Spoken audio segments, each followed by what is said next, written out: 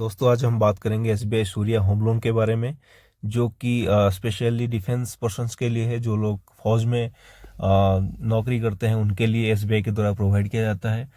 ये जो लोन है दोस्तों, ये जो आम होम लोन होते हैं उनसे बहुत ज़्यादा अलग है और बहुत ज़्यादा इसमें एक्स्ट्रा फ़ायदा है, जो कि डिफेंस पर्सन को स्पेशली नज़र में रखते हुए इसका जो स्ट्रक्चर है इसको बनाया गया है।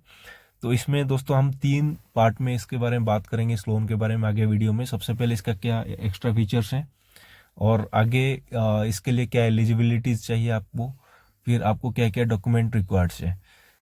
दोस्तों जो भी बंदा फौज में या डिफेंस में नौकरी करता है वो कहीं ना कहीं लोअर मिडिल क्लास या मिडिल क्लास फैमिली से बिलोंग करता है, और उसका जो सबसे बड़ा सपना होता है दोस्तों, वो अपनी नौकरी के दौरान एक बढ़िया सा घर बनाए अपने लिए। तो ये जो सपना है उसको जब पूरा करने के लिए बंदा सोचता है, उस टाइम उसको अड़चन आता है कि मेरे को लोन मिलेगा नहीं मिलेगा, इसमें क्या क्या पता नहीं क्या क्या मुझे डॉक्यूमेंट्स मांगा जाएगा, उसको मैं फुलफिल कर पाऊंगा कि नहीं। तो ये जो दो वीडियो दोस्तों आप एंड तक देख लीजिए, इसमें आप बहुत आसानी से आपको ये समझ में आ जाएगा कि आप एलिजिबल हो कि नहीं। सबसे पहले अगर आप फौजी हो तो एलिजिबल हो ही, और इसमें आपको और एक्स्ट्रा क्या फ़ायदा मिलेगा एक सिविलियन के कंपैरिजन में, वो भी हम देखते हैं। सबसे पहले जो देखेंगे इंटरेस्ट रेट। दोस्तों जब भी आप लोन कंसीडर किया जाता है, कोई बंदा सोचता है मेरे को इतना बड़ा लोन लेना है, तो सबसे पहले सोचता है कि इंटरेस्ट रेट क्या रहेगा।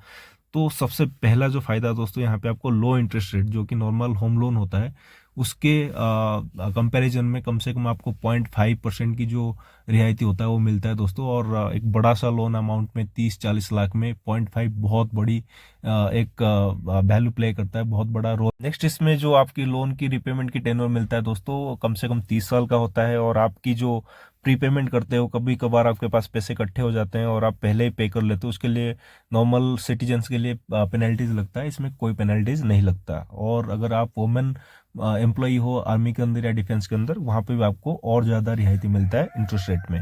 अभी हम देखते हैं एलिजिबिलिटी दोस्तों। सबसे पहले तो आप इंडियन होंगे ही, क्योंकि आप डिफेंस की वीर जवान हो, तो ऑब्वियसली आप इंडियन हो। उसके बाद आपकी जो मिनिमम एज लिमिट इसमें रखा गया है 18 साल है, और मैक्सिमम 75 ईयर्स है दोस्तों।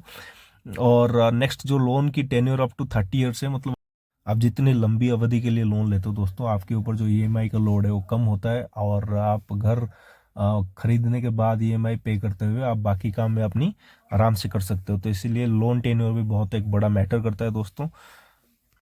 दोस्तों जब जब आप बड़े अमाउंट की लोन के लिए जाते हो, जैसे कि होम लोन वगैरह के लिए बहुत बड़े अमाउंट की रिक्वायरमेंट होता है, तो वहाँ पे बंदा 30 लाख 40 लाख तक लोन लेने की सोचता है। तो वहाँ पे आपको अगर लंबी अवधि के लिए अगर लोन मिल जाता है, तो वहाँ पे क्या होता है दोस्तों, आपकी जो ईएमआई होता है वो काफ़ी कम हो जाता है। और इसमें आप अगर शौर्य होम लोन के तहत इसको ले रहे हो, तो यहाँ पे क्या होता है दोस्तों, आपको जो प्रीपेमेंट होता है उसमें कोई पेनल्टीज नहीं लगता है। यानी मतलब आपकी जैसे जैसे कोई एरियर आ गया, कोई तनख्वाह इकट्ठा हो गया, 1-2 लाख आप बीच बीच में डाल सकते हो। तो आपकी जो प्रिंसिपल है वहाँ पे जैसे 30 लाख है, तो उसमें आप 2 लाख डाले तो सीधा 28 लाख हो जाएगा। और रिड्यूसिंग इंटरेस्ट लगता है, मतलब आपकी जैसे जैसे प्रिंसिपल से आपकी अमाउंट हटता जाता है, तो उस हिसाब से उस पर इंटरेस्ट लगता है। तो ये एक बहुत बड़ी अच्छी सुविधा है। और इसमें काफ़ी सारी चीज़ें नहीं लगता आपको, जैसे कि आपका प्रोसेसिंग फी हो गया, और उसके बाद आपकी जैसे स्टैम्प ड्यूटीज़ वगैरह ये भी नहीं लगता सूर्या होम लोन के तहत। और यहाँ पे हमें देखते हैं कि क्या क्या पेपर्स लगेगा आपको। तो सबसे पहले आपकी जो एम्प्लॉय आईडी, मतलब आपको एक सर्विस सर्टिफिकेट बनाना होगा दोस्तों। उसके बाद लोन एप्लीकेशन आपको ऑब्वियसली भरना है। आपके पास पैन कार्ड, ड्राइविंग लाइसेंस या आधार कार्ड, ये तो केवाईसी के लिए रिक्वायरमेंट होगा, आज की डेट में ये आम है, सबके पास होता है दोस्तों। उसके बाद आपको रेसिडेंस प्रूफ के लिए यहाँ पे आपके आधार कार्ड, ड्राइविंग लाइसेंस यूज़ कर सकते हो। उसके बाद प्रॉपर्टी पेपर्स दोस्तों, काफ़ी सारे जो फ्लैट ओनर मतलब बिल्डर्स होते हैं, वो पहले से हर कोई बैंक से अपने आप को चेक चेक ऑफ करवा के लोन पहले से प्री अप्रूव्ड करवा रखते हैं। तो वहाँ पे आपको सीधा जाना है बिल्डर के पास, वो सब कुछ ऑलरेडी डॉक्यूमेंट चेक करके बैंक के साथ टाई अप रहता है, आपका लोन आराम से सैंक्शन हो जाता है। तो यहाँ पे कोई ऐसी परेशानी नहीं होता दोस्तों। उसके बाद आपको अगर सैलरी साइड से आपको कोई डॉक्यूमेंट चाहिए, वो होगा आपकी जो लास्ट 6 मंथ बैंक स्टेटमेंट चाहिए होगा। और उसके बाद सैलरी सिर्फ आपको 3 महीने की चाहिए, और 2 साल की आपकी जो फॉर्म 16 होता है ये रिक्वायर होता है दोस्तों। आज की डेट में आपकी जो हमराज एप्लीकेशन है उसके अंदर ये हर चीज़ मिल जाता है, तो ये भी कोई बड़ी प्रॉब्लम नहीं है। उसके बाद दोस्तों यहाँ पे अगर आप सोच रहे हो कि कोई और बैंक से आप लोन ले रखे हो, होम लोन ले रखे हो, तो यहाँ पे आप ये सोच रहे हो कि मेरा जो सूर्या के अंदर इसको मैं कन्वर्ट करवा सकता हूँ कि नहीं, ये भी हो सकता है दोस्तों। आप सीधा जाइए SBI बैंक में, आपकी जो ब्रांच है वहाँ पे जाके बताइए कि मुझे अपने जो होम लोन है मैं दूसरे बैंक से ले रखा हूँ, मेरे को ये सूर्या के अंदर इसको कन्वर्ट करवाना है। वो भी हो सकता है दोस्तों आफ्टर टेकिंग द लोन।